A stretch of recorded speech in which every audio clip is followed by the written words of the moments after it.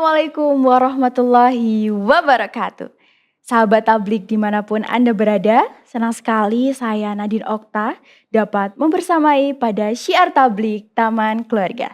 Tentunya kali ini kita akan membahas tema-tema menarik bersama narasumber luar biasa kita pada kali ini yaitu Ustadz Arif. Assalamualaikum Ustadz, bagaimana Ya, kabarnya Ustadz? waalaikumsalam warahmatullahi wabarakatuh. Ya, alhamdulillah kabar sehat dan insyaallah Mbak Nadine dan tentunya sahabat tablik juga dalam keadaan sehat walafiat dan baik-baik saja. Baik pemirsa, pada kesempatan kali ini kita akan membahas mengenai merancang tomorrow dengan takwa. Nah, hal ini berkaitan dengan takdir. Bahwasanya kita tahu bahwa takdir adalah sesuatu yang tidak bisa kita rubah dan tentunya sudah Allah anugerahkan kepada kita. Nah, salah satu takdir yang diberikan itu mengenai jodoh. Nah, Ustadz, seringkali nih mungkin ketika waktu perkenalan itu terlihat tampan sekali Ustadz, terlihat royal sekali. Nah, mungkin setelah menikah Ustadz, kok jadi seperti ini? Nah, bagaimana cara kita, menyikapinya Ustadz untuk bisa selalu menerima takdir yang Allah anugerahkan kepada kita? Ya, baiklah Kak Nadine dan sahabat tablik sekalian dimanapun Anda berada, ini menjadi hal yang perlu kita pahami bersama, perlu kita kembali definisikan dengan penuh hikmah.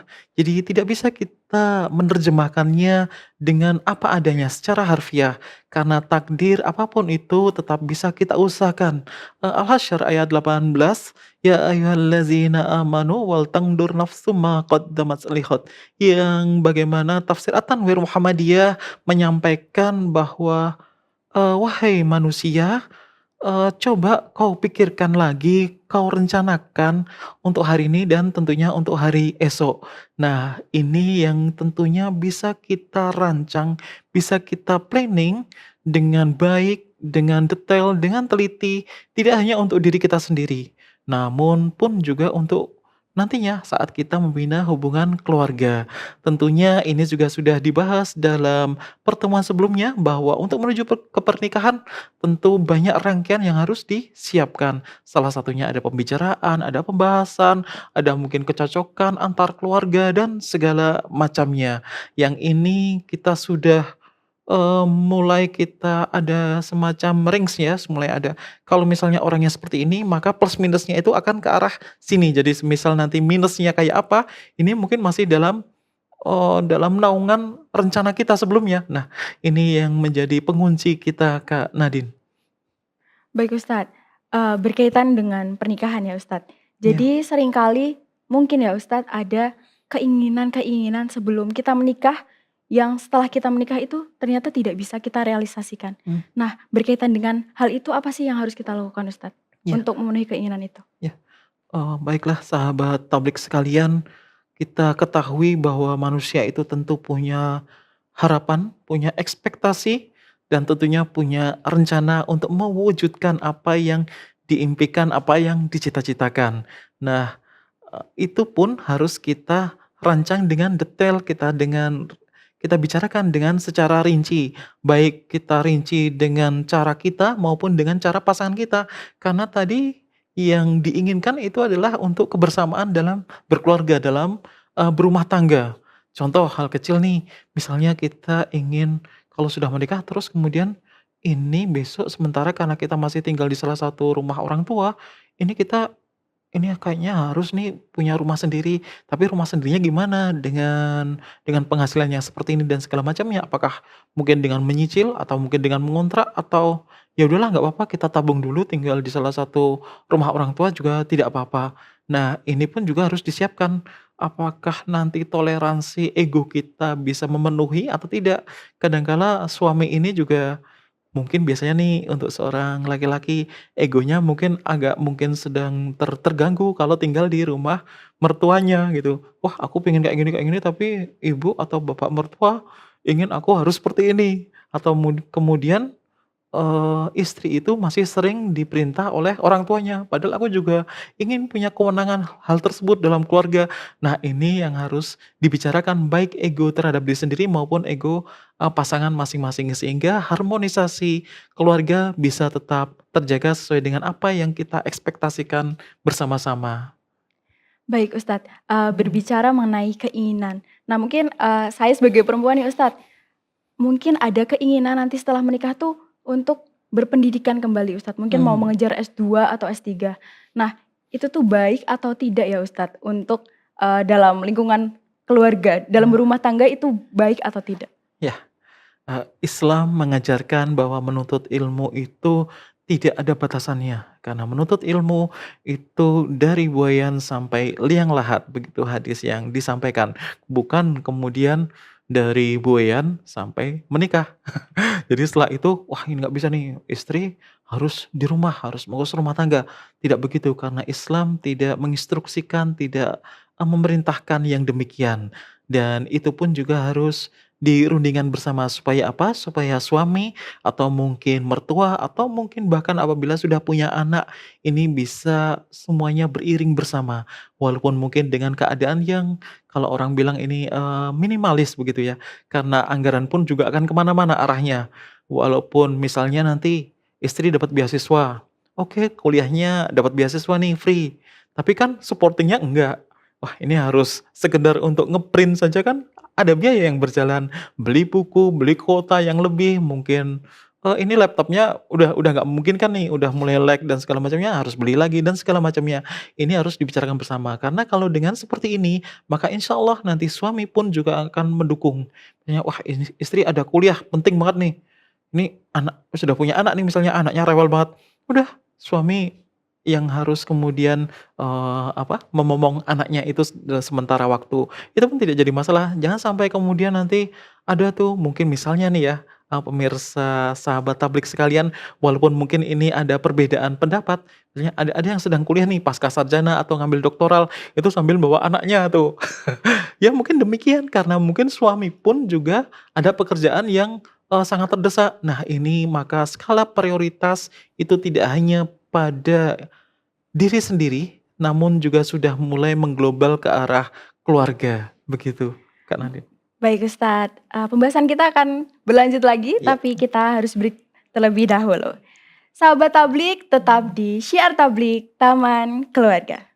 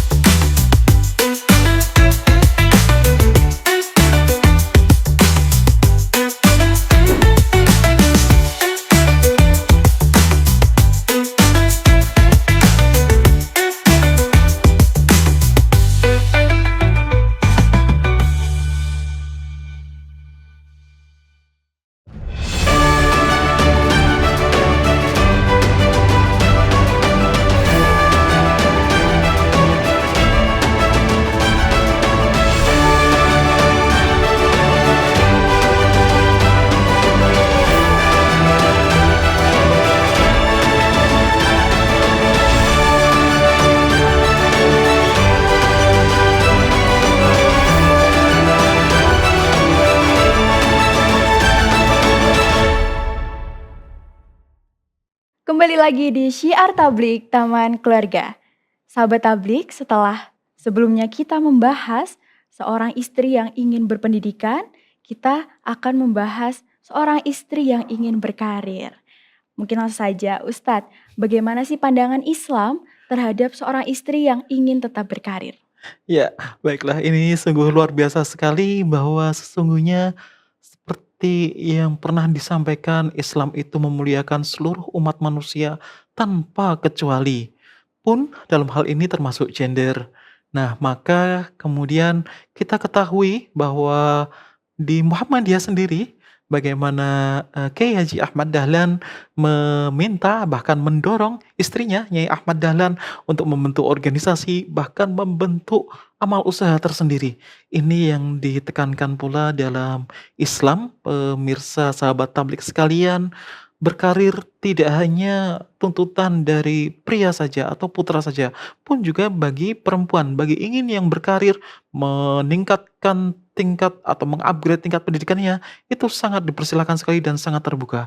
Kita ketahui bersama bahwa guru besar pertama di Indonesia atau Profesor Baroroh Barit itu adalah profesor atau guru besar pertama di Indonesia dan beliau pimpinan pusat Aisyah. Ini sungguh luar biasa sekali Kak Nadine, yang ini juga sekaligus membuka bahwa kita di Islam itu mendorong semuanya untuk yuk kita bisa mengupgrade diri kita sendiri, tidak hanya upgrade dalam hal soft skill atau soft kompetensi, tapi juga di tingkat pendidikan. Dan ini nanti juga tentunya akan berkaitan dengan karir pula.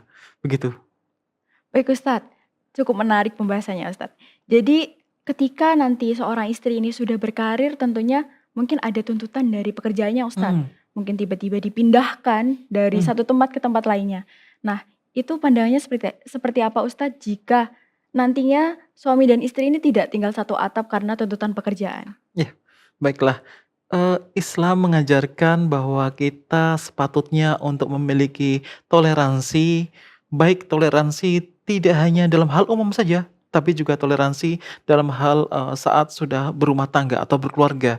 Kita menyerahkan, diri kita ini kepada calon pasangan kita, itu hampir semuanya terbuka, transparan.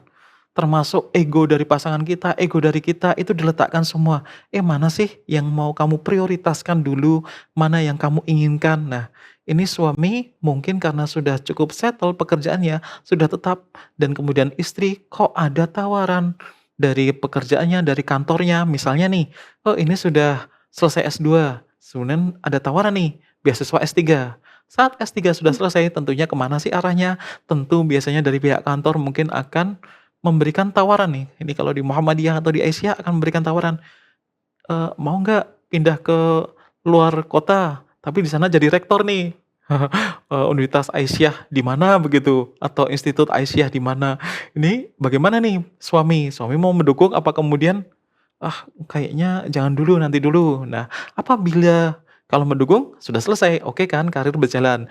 Bagaimana kalau tidak, mungkin karena pertimbangannya, anak-anak masih kecil dan segala macamnya, nanti tinggal dibicarakan saja, memungkinkan nggak untuk pulang berapa hari sekali, misalnya seminggu sekali, di saat weekend, Sabtu, Ahad, atau bagaimana. Apabila kantornya bisa menyesuaikan, insya Allah tidak apa-apa. Nah, masalahnya muncul saat kemudian ini rapatnya sering nih di weekend, rapat di ibu kota atau bahkan harus dikirim ke luar negeri demi meningkatkan kampus pun juga tentang, kualitas atau upgrade dari pribadi, perempuan tersebut. Maka ini kembali lagi dibicarakan dalam keluarga, bagaimana nih, mungkin nggak nanti kalau kalau misalnya nanti dalam keluarga ada kesepakatan bersama dan anak-anak pun juga, ya bolehlah. Bahkan sampai titik di mana anak itu mungkin harus, pindah sekolah, misalnya jadi homeschooling, itu pun juga menjadi solusi juga. Jadi Islam membuka semuanya secara terbuka dan kita pun juga diminta untuk demikian, untuk bertasamuh, kita mentoleransi untuk menuju kemajuan dan segala macamnya. Bahwa kita ketahui juga Muhammadiyah itu tentunya ada majelis tarjih dan tasdid, di mana kita akan selalu memperbarui ibadah kita, bagaimana cara kita menentukan. Bahkan untuk kita menentukan Ramadan, Syawal, dan Zulhijjah sekalipun, kan kita juga sudah mulai dengan KHKT mulai tahun Hijriah ini kan. Nah, itu metode tersendiri pun juga tidak menutup kemungkinan dong dalam hal keluarga kita juga seperti itu. bisa nih kayaknya online, komunikasinya online juga nggak apa-apa, nanti ketemunya seminggu sekali atau 2 minggu sekali, ataupun nanti suami mengalah sedikit, aku tak ambil cuti weekend untuk menuju ke tempat tinggal istri di luar kota di mana istri itu sedang berkarir menjadi pimpinan persyarikatan atau pimpinan amal usaha Aisyah dan segala macamnya. Begitu Kak Nadine. Jadi Ustadz, walaupun, mungkin secara nafkah finansial dari seorang suami ini sudah tercukupi, Mhm. berarti seorang perempuan ini tetap boleh untuk berkarir ataupun berorganisasi ya Ustadz? Iya, tentu saja boleh sekali dan sangat terbuka. Memang sih kadang ada yang menyampaikan, "Oh, tapi kan semuanya harus izin suami," kan Iya gitu kan. betul. Karena izin suami itu adalah ridho dari berjalannya istri. Nah, ini kan juga semuanya tidak tidak terkunci semuanya, karena izin suami ini kan dalam tataran diskusi, dalam tataran musyawarah dalam berumah tangga. Tidak kemudian suami, saklek, "Nggak boleh, ya nggak boleh." Selesai gitu. Tidak, Islam tidak menganjurkan demikian dalam berumah tangga.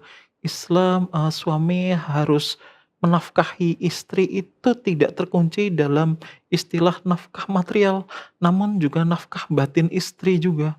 Nafkah batin itu yang seperti apa? Tentu nafkah batin yang istri itu ingin ini berkarir, ingin meningkatkan pendidikan dan segala macamnya, mungkin ingin barang ini segala macamnya. Ya suami punya kewajiban seperti itu, tapi tetap juga dalam batasan. Kalau misalnya kemampuan suami belum sampai ke arah sana, ya sudah nanti kita bicarakan di planning dulu tadi, kembali lagi ke arah merencanakan untuk, hal yang baik, dan semua perencanaan itu harus kita landaskan dengan takwa kita kepada Allah Subhanahu wa taala. Baik Ustadz, kita break terlebih Ya. dahulu. Sahabat Tablik, pembahasan kita akan terus berlanjut, tetap di Syiar Tablik Taman Keluarga.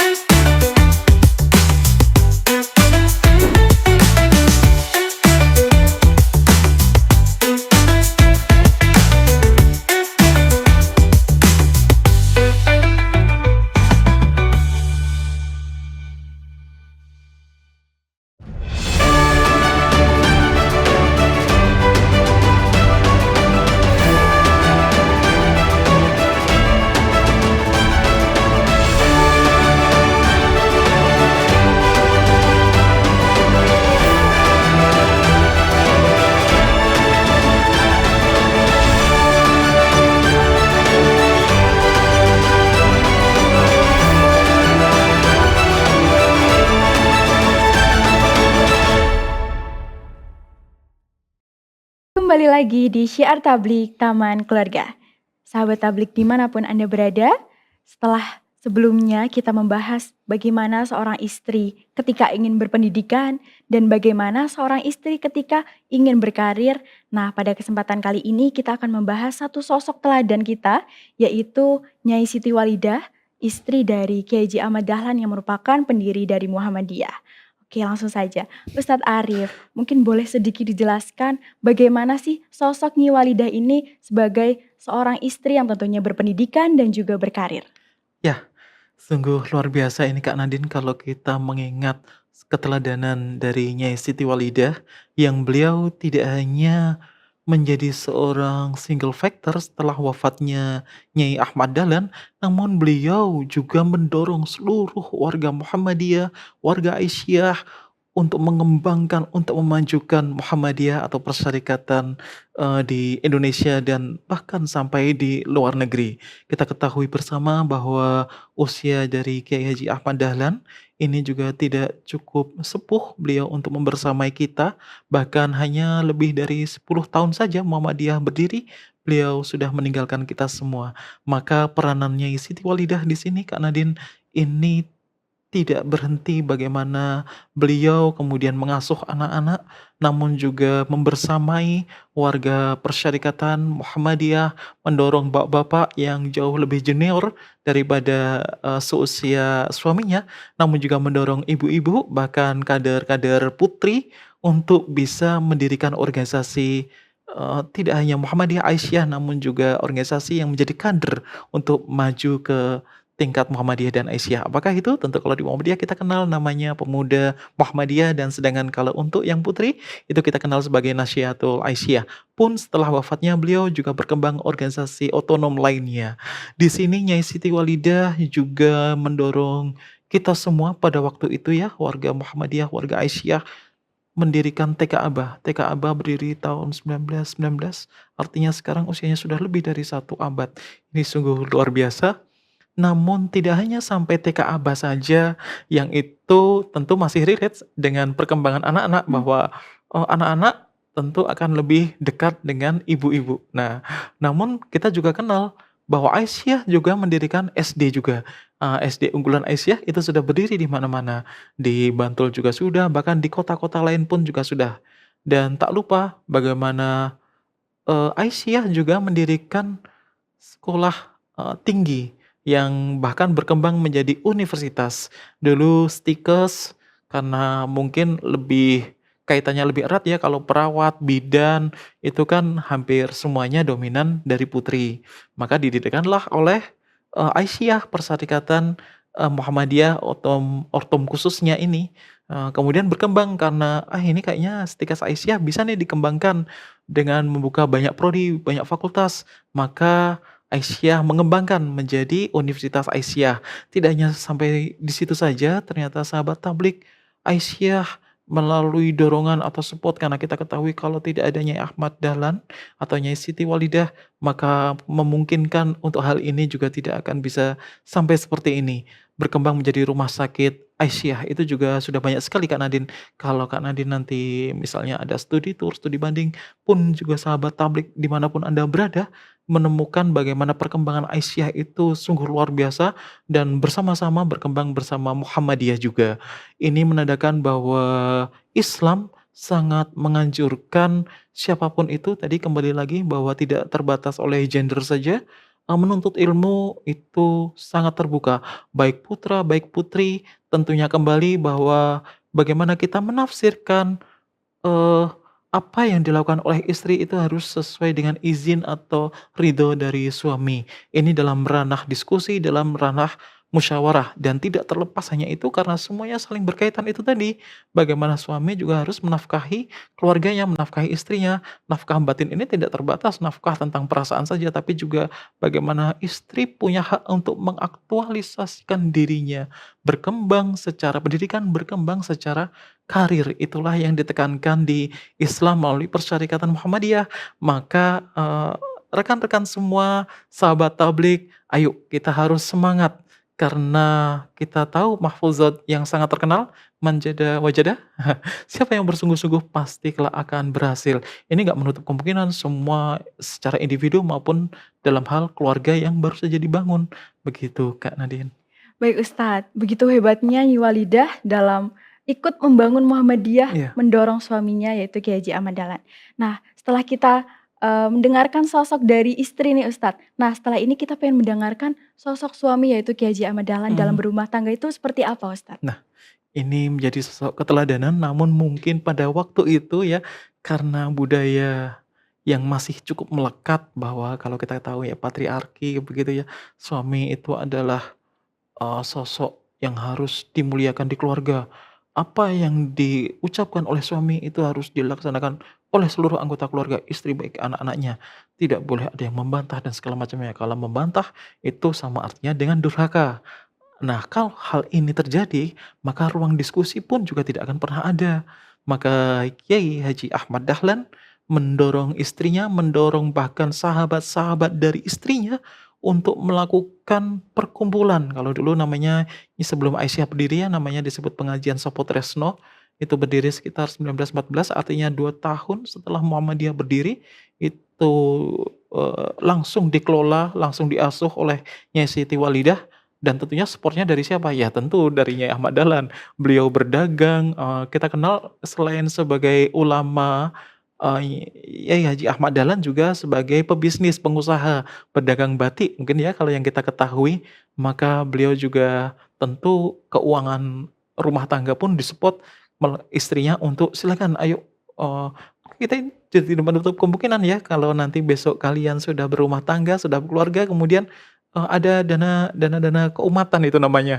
Jadi ada tuh dana cadangan ini, dana cadangan buat piknik, dana cadangan untuk pendidikan, ini ada dana keumatan kalau misalnya, kayaknya boleh nih suatu saat kita ngunduh pengajian gitu ya, pengajian ibu-ibu, Aisyah ini ada NA pengen ngumpul, daripada pinjam kantor pesyarikatan atau sekolah, udah di rumah aja, nanti support dananya dari suaminya, begitu, dan segala macamnya. Dan itu yang telah diajarkan, yang sudah diteladankan oleh Kiai Haji Ahmad Dahlan kepada Nyai Siti Walidah dan kepada seluruh penggerak persyarikatan. Baik Ustadz, kami ucapkan terima kasih kepada Ustadz. Tentunya apa yang telah disampaikan akan bermanfaat bagi kita dan tentunya bisa menjadi bekal ketika nanti ingin berumah tangga. Mungkin bisa diberikan closing statement Ustadz. Ya. Baik pemirsa, sahabat tablik sekalian dimanapun Anda berada, kita kenal pula mahfuzat la tahzan innallaha ma'ana. Janganlah bersedih karena Allah selalu bersama kita. Tentu bersama kita itu yang seperti apa? Yang selalu menjaga keimanan dan ketakwaan kita kepada Allah Subhanahu wa taala. Termasuk pula dalam hal ini kita merencanakan, kita memplanning untuk hari esok, untuk kedepannya, baik itu jangka pendek, yang singkat-singkat maupun jangka menengah maupun jangka yang lebih jauh lagi. Untuk hal yang sifatnya pribadi, untuk keluarga, bahkan untuk yang lebih luas lagi. Apabila kalian nantinya memimpin sebuah organisasi, memimpin kantor, ini pasti juga ada hal-hal seperti itu. Jadi tidak hanya besok belanja anggarannya apa saja, tapi untuk kedepannya, untuk membangun rumah tangga pun juga begitu. Ini rumah tangga harus besar, harus megah, harus kokoh sehingga anak cucu turunan kita akan kuat, tidak hanya sebagai, perintis tapi juga sebagai pewaris pun juga merintis hal-hal baru yang sifatnya inovasi. Itu yang sudah diajarkan oleh Kiai Haji Ahmad Dahlan bersama Nyai Siti Walidah atau Nyai Ahmad Dahlan dalam membangun organisasi persyarikatan ini secara bersama-sama, begitu. Sahabat Tablik dimanapun Anda berada, berakhirlah sesi kita pada kesempatan kali ini. Sampai jumpa di Syiar Tablik Taman Keluarga.